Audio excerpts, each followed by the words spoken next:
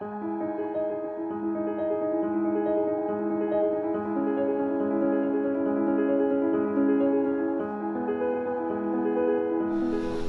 I begin, I must say that I can only imagine what you may have heard or perhaps read over the past few weeks. So, I want you to hear the truth from me, as much as I can share, not as a prince or a duke, but as Harry, the same person that many of you have watched grow up over the last 35 years, but now with a clearer perspective. The UK is my home, and a place that I love. That will never change.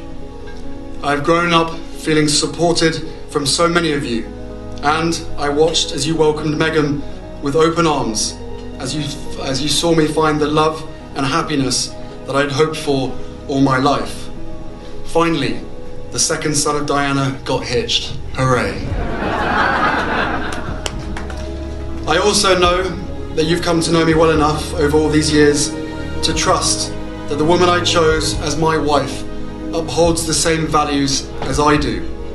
And she does. And she's the same woman I fell in love with. We both do everything we can to fly the flag and carry out our roles for this country with pride.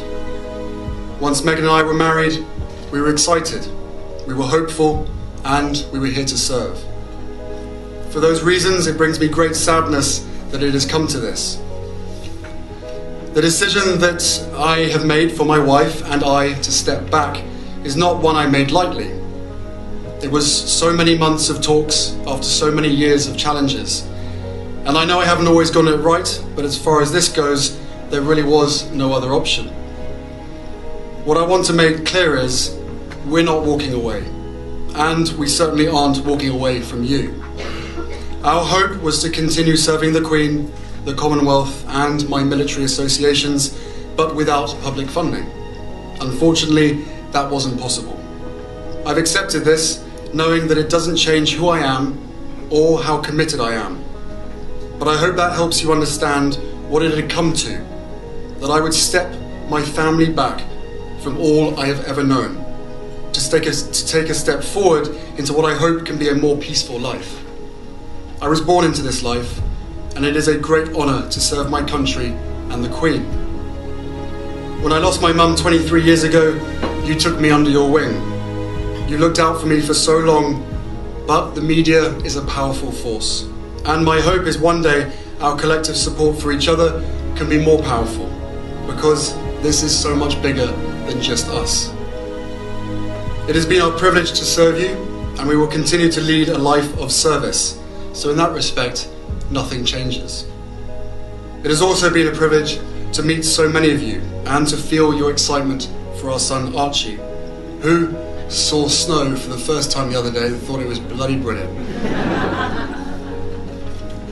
I will always have the utmost respect for my grandmother, my Commander-in-Chief, and I am incredibly grateful to her and the rest of my family for the support they have shown Meghan and I over the last few months.